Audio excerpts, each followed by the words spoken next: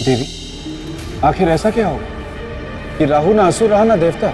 ये कथा मैं सुनाऊंगा, ना मत कहिएगा, ना मत कहिएगा। मेरे पेट में बुलबुले उठ रहे हैं। अगर मैंने ये कथा नहीं सुनाई ना तो बुलबुले मुझे चैन से बैठने नहीं देंगे। ना मत कहिएगा, कृपया करके ये कथा मुझे सुनाने दीजिए, विनती है मेरी। ठीक है बेताल, तुम ही सुनाओ। हाँ तो राजन, हुआ ये कि एक बार मेरे मित्र विक्रमादित्य जब छोटे थे तो उन्हें केले खाने का बहुत शौक था और खीर तो उन्हें चाहिए ही चाहिए थी। बेताल, समुद्र मंथन की कहानी सुनाओ, अपने मित्र के बचपन की नहीं। क्षमा देवी क्षमा, मैं जरा भावनाओं में बह गया था, इसलिए ये सब कह गया। हाँ तो राजन, एक बार सुर और असुरों ने मिलकर समुद्र मंथन किया, सर्प को बनाया मथनी और मथनी बनाकर समुद्र को मथे जा रहे थे। ऐसे ऐसे ऐसे ऐसे ऐसे ऐसे ऐसे ऐसे ऐसे एक तरफ थे सुर और दूसरी तरफ थी ताल। दूसरी तरफ थे असुर और सुर और असुरों ने मिलकर समुद्र को मथ डाला। ऐसा मंथन किया और फिर पता है उसमें से क्या निकला? पूछिए क्या निकला? क्या निकला? अमृत और विष। तो अमृत तो आया देवताओं के हिस्से में और विष गया असुरों के हिस्से में। लेकिन राहु ने पता है क्या किया? पूछिए। क्या किया? राहु ने छल से अमृत का पान कर लिया, लेकिन उसका छल पकड़ा गया और फिर भगवान विष्णु जो क्रोधित हुए कि उन्होंने राहु का सर धड़ से अलग कर दिया, लेकिन फिर भी उसे कुछ नहीं हुआ। पूछिए क्यों नहीं हुआ? क्यों बेताल? राजन, आप भी भूल जाते हैं। अभी तो मैंने बताया आपको कि राहु ने भी अमृत का पान कर लिया था, तो हो गया ना वो भी अमर। तब तो अमर होना राहु के लिए सौभाग्य की बात रही होगी ना? क्यों देवी? नहीं राजन, राहु का यही सौभाग्य उसका दुर्भाग्य बन गया था। अमर होने के कारण असुरों ने उसका बहिष्कार कर दिया और असुर होने के कारण देवराज इंद्र ने उसे स्वीकार ही नहीं किया, उसे अपने दरबार में स्थान नहीं दिया। मेरे साथ हुए अन्याय का दंड अब संपूर्ण संसार भोगेगा इंद्रदेव।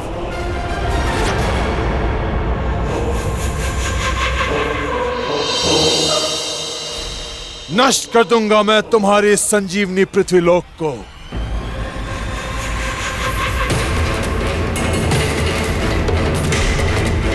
जिसके माध्यम से तुम्हें शक्ति प्राप्त होती है और तुम लोग जीवित रहते हो।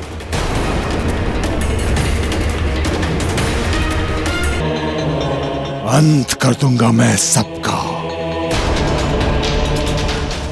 सभी सुखों का, और सुख भोगने वाले जीवों का अंत कर दूंगा मैं।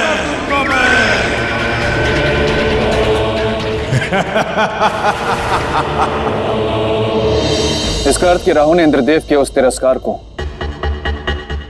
अपने अस्तित्व की लड़ाई बना ली और अपनी महत्ता सिद्ध करने के लिए पुष्य नक्षत्र को खंडित करने पहुंचा, जो नर और नारायण दोनों के सुख का कारण था। राहु, मैं तुम्हें अंतिम चेतावनी देता हूं, अपने स्थान पर लौट जाओ। मुझे तुम्हें दंड देने के लिए विवश मत करो। तुम मुझे दंड दोगे इंद्र? मैं राहु हूं, राहु। आचार्य जी, अब राहु को और कितना समय है पुष्य नक्षत्र तक पहुंचने में तथा उसे खंडित करने में? सम्राट, मेरी गणना के अनुसार मात्र 21 दिन और शेष। वह 21वें दिन के तीसरे प्रहर की अंतिम घड़ी में पुष्य नक्षत्र को खंडित कर देगा और बस वही होगा इस युग और सृष्टि का समाप्ति काल। अग्निदेव, भस्म कर दो इस मूर्ख हठी असुर को।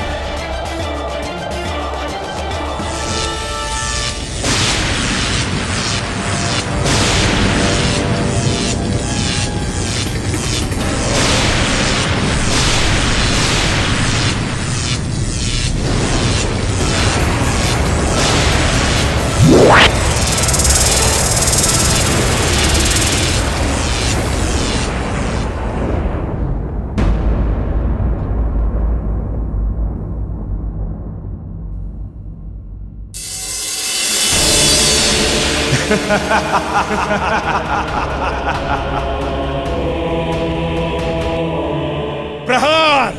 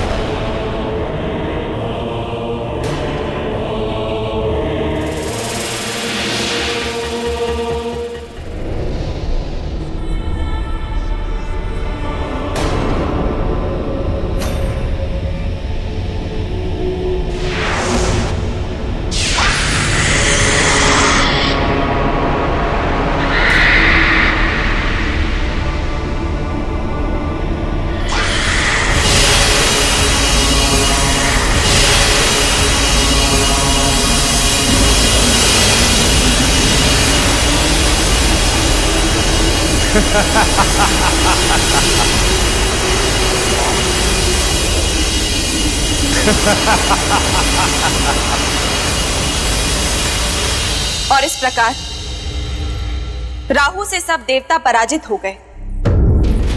देवताओं का प्रयास विफल हो गया और राहु की इस सफलता का स्वागत करने के लिए सामने खड़ा था इस युग का अंत। मात्र 21 दिन दूर और साथ ही खड़े थे सृष्टि को बचाने का उपाय सोचते, चिंतित, व्याकुल सम्राट विक्रमादित्य। तो क्या सम्राट विक्रमादित्य भी? उत्तर दीजिए देवी, उत्तर दीजिए। कमाल है राजन, अब आप इतने छोटे से प्रश्न का उत्तर भी देवी से ही पूछ रहे हैं। देखिए कितना परेशान कर दिया है आपने देवी को। लेकिन देवी आप चिंता ना करें, मैं आ गया हूं। मैं अब राजा भोज को आपको और परेशान नहीं करने दूंगा। बेताल, अब तुम यहां से जाओ, क्योंकि मुझे परेशान राजन नहीं बल्कि तुम कर रहे हो। मैं? लेकिन मैं तो मासूम हूं देवी। तुम जाते हो या मैं? क्षमा देवी, क्षमा। मैं जाता हूं। अब मैं बस जा रहा हूं। मैं जाने वाला हूं। मैं चला।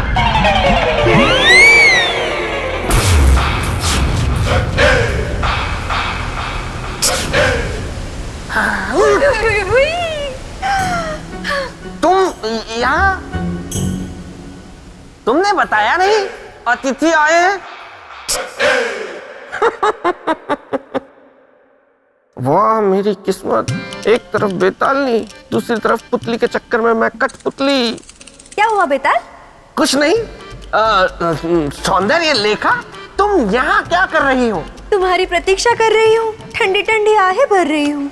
मैं हूँ बेताल, गलने नहीं दूंगा किसी की भी दाल। अगर तुम मुझसे सच में प्रेम करती ना, तो प्रेत लोक के प्रेत बाग के एक एक पेड़ की, एक एक टहनी की, एक एक पत्ती, हरी सूखी, सब गिन कर आती। लेकिन तुम बिना गिने ही आ गई।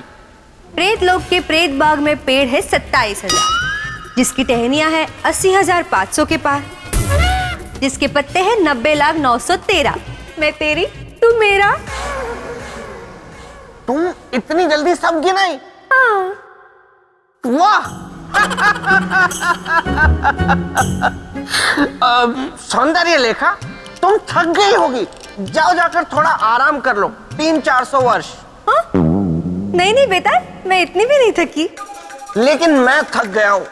जाओ, अभी हम बाद में खेलेंगे, मतलब बाद में बात करेंगे। इतने प्रेम से कहोगे तो मैं ना कैसे कहूंगी? सौंदर्य लेखा, मुझे तुमसे प्रेम है, ये सुन के ही जाऊंगी। मैं नहीं बोलूंगा। मैं नहीं जाऊंगी। मैं बोलूंगा। सौंदर्य लेखा, मुझे तुमसे प्रेम है कि नहीं?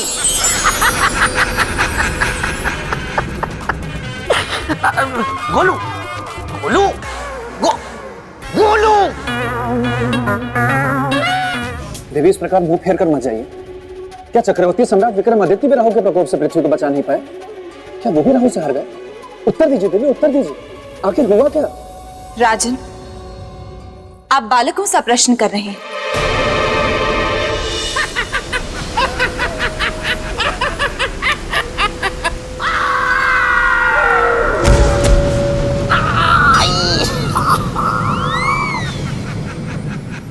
अच्छा हुआ किसी ने देखा नहीं।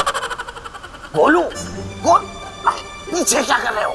मेरी आंखें सामने, सामने आओ। वैसे बात तो बिल्कुल सही कही पराक्रम की पुतली ने। सम्राट विक्रमादित्य के सामने राजा भोज बालक ही तो है। जिस हठी राहु से देवतागण भयभीत हो, जिसे देवता भी रोक न पाए, पराजित होकर वापस लौट गए, जो राहु प्रचंड सूर्य को निगलने की क्षमता रखता हो, ऐसे क्षमतावान शक्तिवान राहु को एक साधारण मनुष्य भला कैसे रोक पाएगा? राजन, हठी के हट को बदलना कठिन होता है, क्योंकि हट विवेक की हत्या कर देता है और फिर वो राज करता है किसी के भी मन और मस्तिष्क पर, एक छत्र राज। तो बताइए राजन, यदि एक मनुष्य के सामने एक ओर सीमाएं हो, मर्यादाएं हो और दूसरी ओर विनाश हो, तो फिर ऐसी स्थिति में वो मनुष्य क्या करेगा? मुश्किल है। देख लेना मेरे परम प्रिय मित्र पेड़, राजा भोज इस प्रश्न का उत्तर तो नहीं दे पाएंगे। यदि वो मनुष्य पराक्रमी और साहसी होगा तो अपने आत्मबल और शारीरिक बल दोनों के साथ अपनी जान पर खेलकर विनाश का सामना करेगा। क्यों? क्या उसे असफल होने का या मृत्यु का भय नहीं होगा? नहीं देवी, वैसे मनुष्यों के सामने ना तो कोई सीमा होती है, ना भय, ना असमर्थता। वैसे मनुष्य परिणाम की चिंता नहीं करते, वो केवल लक्ष्य की ओर देखते हैं, हितकारी लक्ष्य। दे दिया। हाँ, ठीक है ठीक है, अब ऐसे भी मत घूरो मुझे। अरे एक प्रश्न का सही उत्तर दे दिया तो कोई वो मेरे मित्र की बराबरी नहीं कर लेगा।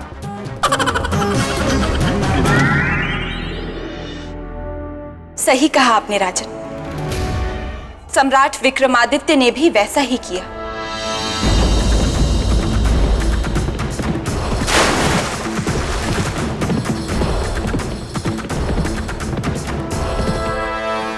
सम्राट, सम्राट कृपा करके रुक जाइए।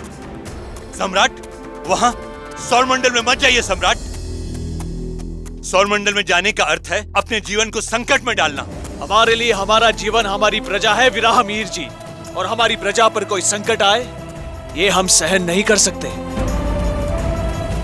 इसीलिए हमारा जाना बहुत जरूरी है। कृपया करके हमें रोके नहीं, क्योंकि दिन कम और दूरी अधिक है। सम्राट रुक जाइए। सम्राट,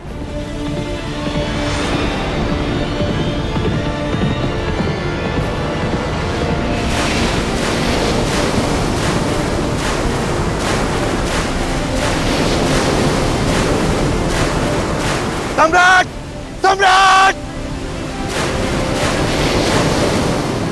सौरमंडल में जाने का निर्णय करके अच्छा नहीं किया सम्राट। आप सौरमंडल की परिधि में प्रवेश कर ही नहीं सकते, क्योंकि वहां की गति अलग है। वहां गुरुत्वाकर्षण नहीं है सम्राट, भार शून्यता है। असंतुलन की स्थिति बन जाती है सम्राट।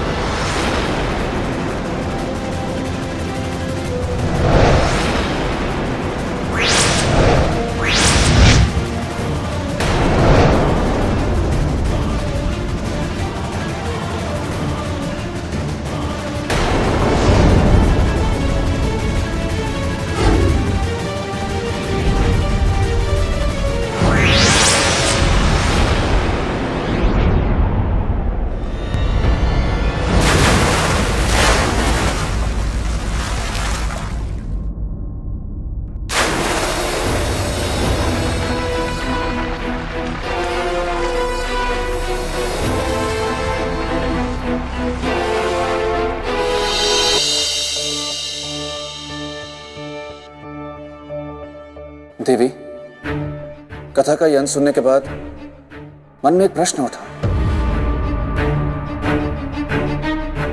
क्या राजन? कि सौरमंडल में गुरुत्वाकर्षण तो है नहीं, तो उसकी परिधि में प्रवेश करना कठिन ही नहीं, असंभव भी है। तो जिस राजा का आभूषण पराक्रम था, वो सौरमंडल में प्रवेश भी कर पाया या फिर लौटा अपने राज्य?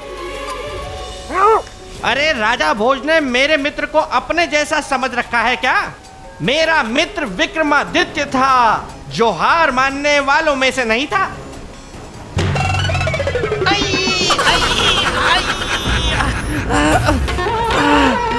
कहीं पत्थर, कहीं गोला, कहीं पेड़।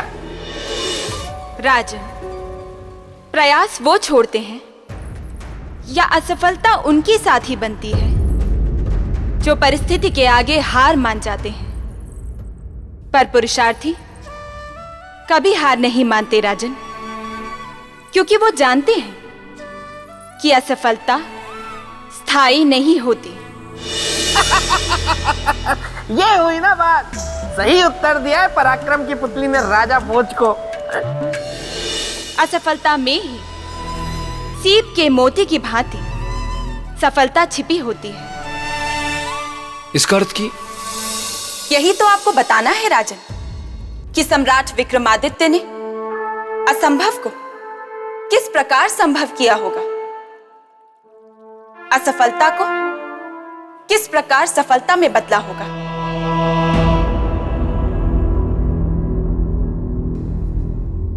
भक्ति मार्ग में जाकर। कैसे? इसलिए कि जब मनुष्य के सारे प्रयास विफल हो जाते हैं, वो चारों तरफ से हार जाता है, निराश हो जाता है, तब वो जाता है भक्ति की शरण में, जहां उसे लड़ने की नई ऊर्जा, नई शक्ति मिलती है। और वो शक्ति संसार की सबसे बलशाली शक्ति होती है।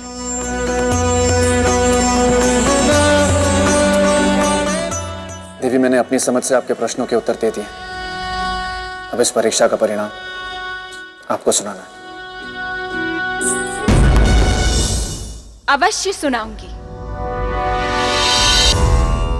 निश्चय ही इस पूजा से राहु प्रसन्न हो गया, इसमें तनिक भी शंका नहीं है। ईश्वर करे कि यह सच हो और पृथ्वी पर आने वाला विनाश टल जाए। ओम राहुवे नमः, ओम राहुवे नमः, ओम राहुवे नमः, ओम राहुवे नमः, ओम राहुवे नमः।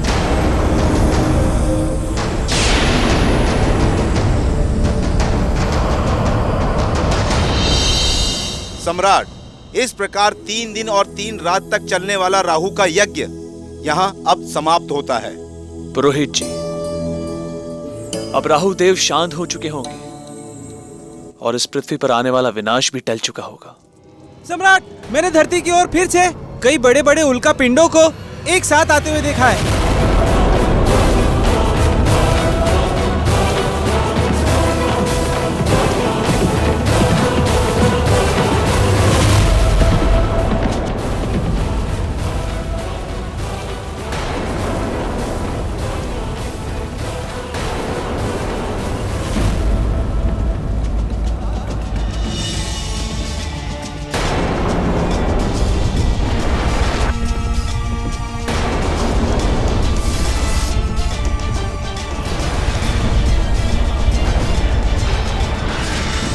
नहीं राहु, तुम हमारी धरती का विनाश नहीं कर सकते। नहीं होने देंगे हम अपनी धरती का विनाश, कभी नहीं।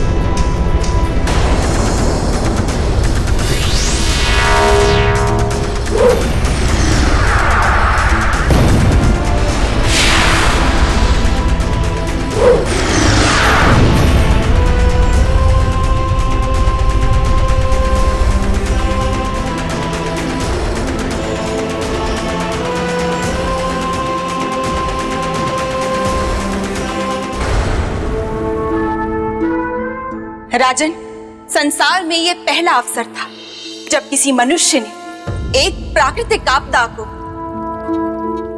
अपनी शक्ति और सामर्थ्य से रोका था। कभी कल्पना भी न की जाने वाली अद्भुत घटना थी ये। हाँ, क्योंकि वो मनुष्य कोई साधारण मनुष्य नहीं था। वो मनुष्य चक्रवर्ती सम्राट विक्रमादित्य था। क्योंकि वो मनुष्य मेरा मित्र था। क्योंकि वो मनुष्य। बेताल, तुम फिर आ गए। अब फिर बीच में बोलते रहोगे। नहीं, मैं नहीं बोलूंगा। मतलब इसके बाद अब मैं नहीं बोलूंगा, चुप रहूंगा। नहीं बेताल, देखो। देवी, जरा आप मेरे साथ इधर आइए, मुझे आपसे कुछ बात करनी है। कृपया आइए। आइए।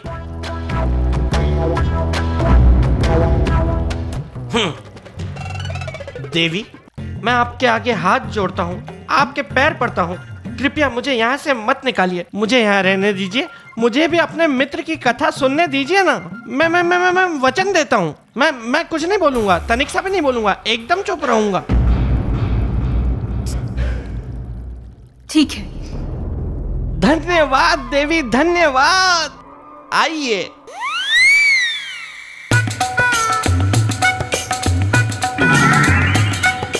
हाँ तो राजा भोज, मैं ये कह रहा था कि मेरा मित्र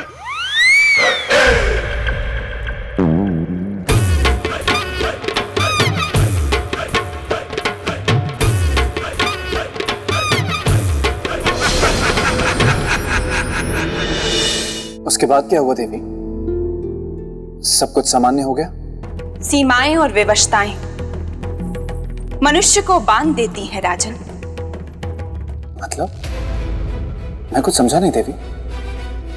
मतलब ये कि सम्राट विक्रमादित्य भी सीमाओं से बंधे थे, विवश थे।